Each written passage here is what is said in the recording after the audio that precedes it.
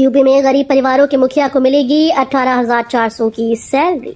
योगी सरकार उत्तर प्रदेश में गरीबी मिटाने के लिए जीरो पॉवर्टी अभियान की शुरुआत करने जा रही है। इस अभियान के तहत चिन्हित निर्धन परिवारों के मुखियाओं को गारंटीड स्किलिंग प्रोग्राम से जोड़ा जाएगा और उन्हें राष्ट्रीय व अंतर्राष्ट्रीय कंपनीज में रोजगार दिलाया जाएगा। सरकार ने यह सुनिश्चित किया है कि प्रशिक्षित व्यक्ति को कम से कम 18,400 रुपए का मासिक वेतन मिलेगा। यूपी में किसानों को एडवांस में दिए जा रहे 10,000 रुपए, पौधा लगाते ही खाते में आने लगे पैसे। उत्तर प्रदेश में किसानों को आर्थिक रूप से सशक्त बनाने और पर्यावरण संरक्षण को बढ़ावा देने के लिए योगी सरकार ने कार्बन क्रेडिट योजना के तहत अनूठी पहल शुरू की। अब किसान जैसे ही पौधा लगाते हैं उनके खाते में 10,000 एडवांस भेजे जा रहे हैं। पहले ये राशि पेड़ के 5 साल जीवित रहने पर दी जाती थी, लेकिन अब अग्रिम भुगतान किया जा रहा है। परिवहन विभाग का एक्शन, नियम तोड़ने पर 770 वाहनों का चालान, 7 वाहन सीज। उत्तर प्रदेश परिवहन विभाग ने लखनऊ समेत राज्य भर में 2 दिन का सघन चेकिंग अभियान चलाया। ट्रैफिक नियमों का उल्लंघन करने वालों पर सख्त कार्रवाई की गई। रविवार को हेलमेट न पहनने पर 678 दोपहिया वाहन चालकों और सीट बेल्ट न लगाने पर 92 4 पहिया वाहन चालकों का चालान किया गया। कुल 770 वाहनों का चालान हुआ, जबकि 7 वाहन सीज कर दिए गए। गलत बिजली बिल सुधारने के लिए मेगा कैंप कल तक बढ़ी। बिजली उपभोक्ताओं के लिए राहत भरी खबर है। गलत बिल को ठीक कराने के लिए चल रहे मेगा कैंप अब 22 जुलाई तक चलाए जाएंगे। पहले ये कैंप शनिवार को समाप्त होने वाले थे, लेकिन उपभोक्ताओं की बड़ी भागीदारी को देखते हुए ऊर्जा निगम के अध्यक्ष डॉक्टर आशीष गोयल ने 2 दिन की अतिरिक्त मियाद दी है। इन कैंपों में नए कनेक्शन, भार वृद्धि, खराब मीटर, बिल संशोधन, विधा परिवर्तन और बिल जमा करने से जुड़ी समस्याओं का समाधान किया जा रहा है। यूपीएसआरटीसी में संविदा चालकों की भर्ती, 29-30 जुलाई को रोजगार मेला, जानिए योग्यता और वेतन विवरण।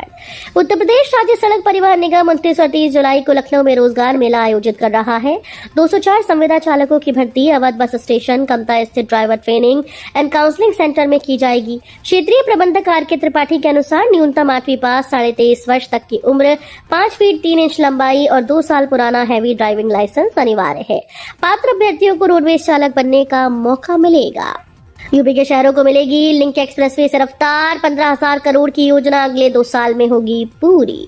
उत्तर प्रदेश में एक्सप्रेसवे नेटवर्क का तेजी से विस्तार हो रहा है। अब राज्य सरकार उन शहरों को भी लिंक एक्सप्रेसवे से जोड़ रही है जो अब तक मुख्य एक्सप्रेसवे नेटवर्क से अछूते थे। लगभग 15,000 करोड़ की लागत से बन रहे इन एक्सप्रेसवे से वाराणसी, ग्रेटर नोएडा, कानपुर और झांसी जैसे शहर सीधे जुड़ेंगे। गोरखपुर पहले ही जुड़ चुका है। मुख्य सचिव मनोज कुमार सिंह ने बताया कि अगले 1.5 से 2 साल में ये सभी प्रोजेक्ट पूरे होंगे। यूपी में 27 जुलाई को 2,382 केंद्रों पर होगी आरओ परीक्षा। एआई और सीसीटीवी से होगी निगरानी। उत्तर प्रदेश लोक सेवा आयोग के समीक्षा अधिकारी और सहायक समीक्षा अधिकारी परीक्षा 2023 आगामी 27 जुलाई को आयोजित की जाएगी। ये परीक्षा राज्य के 75 जिलों में 2,382 केंद्रों पर एक पाली में सुबह 9:30 से 12:30 बजे तक होगी। परीक्षा में 10.76 लाख से अधिक अभ्यर्थी शामिल होंगे। पेपर लीक और नकल जैसी गड़बड़ियों को रोकने के लिए इस बार एआई तकनीक, सीसीटीवी कैमरे और सोशल मीडिया मॉनिटरिंग का सहारा लिया जाएगा। अब प्रदेश के मरीजों को घर बैठे मिलेंगी मेडिकल टेस्ट की जांच रिपोर्ट। स्वास्थ्य विभाग अब प्रदेश के सभी मरीजों को घर बैठे जांच रिपोर्ट देगा। इसकी तैयारी शुरू हो गई है। मरीजों के मोबाइल पर SMS, WhatsApp और पर्सनल हेल्थ रिकॉर्ड पोर्टल पर जांच रिपोर्ट दी जाएगी। लखनऊ के अस्पतालों में ये सुविधा पहले से दी जा रही है। 23 से 22 जुलाई को बारिश और आकाशीय बिजली की चेतावनी, मौसम विभाग का अलर्ट जारी। मौसम विभाग ने 22 और 23 जुलाई को बादल गरजने, बूंदाबांदी, आकाशीय बिजली गिरने की चेतावनी जारी की है। इस दौरान 6 किलोमीटर प्रति घंटा की रफ्तार से हवाएं चलने की संभावना है। कानपुर में आज को 30%, 22 को 67% और 23 को 60% बारिश की संभावना जताई गई। तापमान 28 से 34 डिग्री के बीच रहेगा। भारत पाकिस्तान क्रिकेट मैच पर सपा सांसद का बड़ा बयान।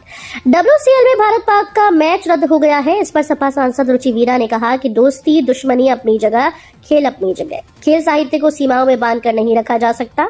इसे पहलगाम घटना से जोड़कर नहीं देखा जाना चाहिए। अगर पाकिस्तानी खिलाड़ियों ने उस समय कोई बयान दिए थे तो वो गलत है। अगर किसी खिलाड़ी ने भारत के खिलाफ जहर उगला था तो ये उससे चयन करने वाले देखें। मैं मैच के न समर्थन में हूँ और न ही विरोध में। बलिया में 67 लाख रुपए का विकास खाद्यान्न घोटाला, पूर्व पंचायत सचिव गिरफ्तार, प्रधान कोटेदार भी आरोपी। उत्तर प्रदेश के बलिया जिले में 67.13 लाख के विकास और खाद्यान्न घोटाले में पूर्व ग्राम पंचायत अधिकारी राजेंद्र प्रसाद वर्मा को आर्थिक अपराध अनुसंधान संगठन ने गिरफ्तार कर लिया। आरोप है कि वर्ष 2002 से 5 के बीच 15 ब्लॉक के कई गांवों में सरकारी योजनाओं के तहत अधूरी और घटिया निर्माण कर फर्जी श्रमिकों के नाम पर नकद और खाद्यान्न का गबन किया गया। कांवड़ यात्रा के चलते मुरादाबाद समेत हुई कई जिलों में स्कूल बंद, 4 अगस्त तक छुट्टी। उत्तर प्रदेश में कांवड़ यात्रा के दौरान बढ़ती भीड़ और ट्रैफिक व्यवस्था को ध्यान में रखते हुए कई जिलों में 12वीं तक के स्कूल्स को बंद कर दिया गया है। मुरादाबाद में आज से 4 अगस्त तक सभी स्कूल्स में छुट्टी घोषित की गई। मेरठ और मुजफ्फरनगर में 16 जुलाई से 23 जुलाई तक स्कूल बंद किए गए। वहीं बरेली और लखीमपुर खीरी में सावन के सोमवार को स्कूल बंद रखने के निर्देश दिए गए हैं। कान्हा की नगरी को भव्य व दिव्य बनाने जा रहे सीएम योगी। मुख्यमंत्री योगी आदित्यनाथ कान्हा की नगरी को भव्य व दिव्य बनाने जा रहे हैं। विकास की श्रृंखला में वृंदावन से गोकुल तक 17 किलोमीटर लंबा नेचर वॉक बनेगा। ये कान्हा की आह्लादिनी यमुना किनारे बनाया जाएगा। पूरे नेचर वॉक पर सुंदर व रंग बिरंगे पौधे लगेंगे जो श्रद्धालुओं को अपनी ओर खींचेंगे। इन फूलों की सुगंध सुखद एहसास कराएगी। आगरा मतांतरण गिरोह का लश्कर तैयबा से कनेक्शन, गोवा की आयशा फंडिंग में अहम कड़ी। आगरा में पकड़े गए मतांतरण गिरोह का कनेक्शन पाकिस्तान स्थित आतंकी संगठन लश्कर तैयबा से सामने आया है। जांच में यह खुलासा हुआ कि इस गिरोह को यूएई, कनाडा, लंदन और अमेरिका के रास्ते से फंडिंग मिलती थी।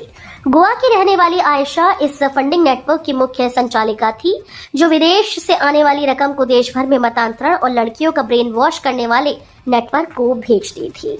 कांवड़ यात्रा में बवाल साजिश का हिस्सा। उत्तर प्रदेश भाजपा अध्यक्ष भूपेंद्र सिंह चौधरी ने कांवड़ यात्रा के दौरान हुए बवाल को सुनियोजित साजिश बताया है। बरेली में मीडिया से बात करते हुए उन्होंने कहा कि पुलिस जांच कर रही है और जल्द ही सच सामने आएगा। चौधरी ने सपा प्रमुख अखिलेश यादव को हिंदू विरोधी करार दिया और विपक्षी महागठबंधन को स्वार्थ और अवसरवाद का प्रतीक बताया।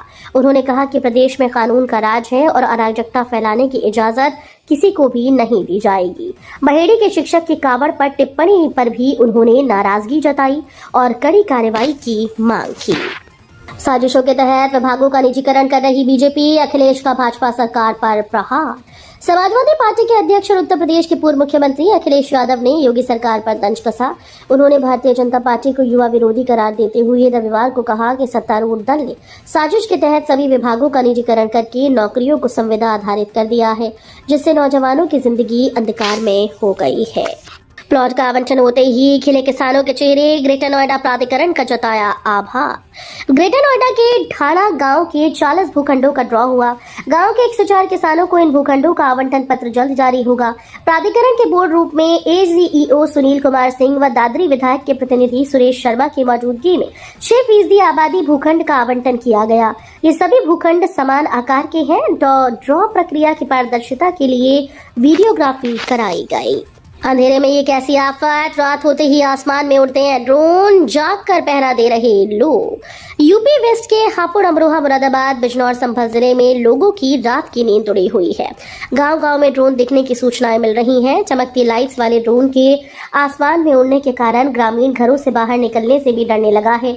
गाँव वाले रात में जागकर पहरा देने को मजबूर है। रज्जू भैया यूनिवर्सिटी सम सेमेस्टर के नतीजे घोषित। रज्जू भैया विश्वविद्यालय, जिसे पहले इलाहाबाद राज्य विश्वविद्यालय के नाम से जाना जाता था, 2025 में आयोजित सम सेमेस्टर परीक्षा के परिणाम घोषित कर दिए गए। ये परिणाम स्नातक और स्नातकोत्तर के विभिन्न पाठ्यक्रमों के लिए जारी किए गए। छात्र अब विश्वविद्यालय की आधिकारिक वेबसाइट पर जाकर अपने रिजल्ट और मार्कशीट ऑनलाइन चेक और डाउनलोड कर सकते हैं। सीएम योगी बोले, कांवड़ यात्रा में उपद्रव और तोड़फोड़ करने वाले लोगों के लगेंगे पोस्टर। कांवड़ यात्रा में तोड़फोड़ और उपद्रव करने वालों के लिए योगी सरकार पोस्टर चस्पा करने जा रही है और यात्रा संपन्न होने के बाद उपद्रवियों के खिलाफ सख्त कार्रवाई करेगी। ये बातें खुद मुख्यमंत्री योगी आदित्यनाथ ने कांवड़ियों पर पुष्प वर्षा के बाद हुई प्रेस ब्रीफिंग में कही। यूपी में ये संपत्तियां भी मात्र 5,000 रुपए में होंगी ट्रांसफर। यूपी की योगी सरकार प्रदेश में औद्योगिक घरानों को बसाए रखने के लिए उन्हें बड़ी राहत देने जा रही है। पैतृक संपत्तियों के बंटवारे में औद्योगिक संपत्तियों को भी शामिल करने का सुझाव उच्च स्तर से दिया गया है। ऐसी संपत्तियों को परिवारों में ट्रांसफर करने पर 5,000 रुपए का स्टैंप शुल्क लगाने का प्रस्ताव है। ग्रेटर नोएडा शहर को 5 जोन में बांटकर हटाया जाएगा अतिक्रमण। ग्रेटर नोएडा शहर के प्रमुख बाजारों, फुटपाथ और सड़कों के किनारे अतिक्रमण की समस्या को दूर करने के लिए ग्रेटर नोएडा और ग्रेटर नोएडा वेस्ट को 5 जोन में बांटा जाएगा। अभियान चलाकर ठेली पटरी हटाने की कार्यवाही नियमित रूप से की जाएगी। यही नहीं, अवैध पोस्टर बैनर पर भी नजर रखी जाएगी।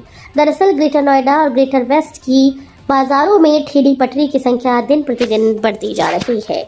रोडवेज की 350 से ज्यादा बसेस प्रभावित, लंबे रूट पर 50 से 100 रुपए तक बढ़ा किराया। कांवड़ यात्रा के चलते गढ़मुक्तेश्वर में NH9 बंद होने के कारण डायवर्जन हो गया। इससे रोडवेज की करीब 350 से अधिक बसेस प्रभावित हुई। लंबे रूटों पर 50 से 100 रुपए तक किराया बढ़ा है। इससे रोजाना करीब 50,000 यात्रियों को अतिरिक्त भार झेलना पड़ेगा। ये समस्या 23 जुलाई तक बनी रहेगी। डायवर्जन के कारण कौशाम्बी डिपो से गढ़मुक्तेश्वर, संभल, रामपुर, मुरादाबाद, बरेली, धामपुर व कालागढ़ के लिए संचालित बसेस का रूट बदला गया है। पीएम किसान योजना की 20वीं किश्त का इंतजार, सोशल मीडिया पर फर्जी सूचनाओं से सतर्क रहने की अपील। देश भर के किसान प्रधानमंत्री किसान सम्मान निधि योजना की 20वीं किश्त का बेसब्री से इंतजार कर रहे हैं।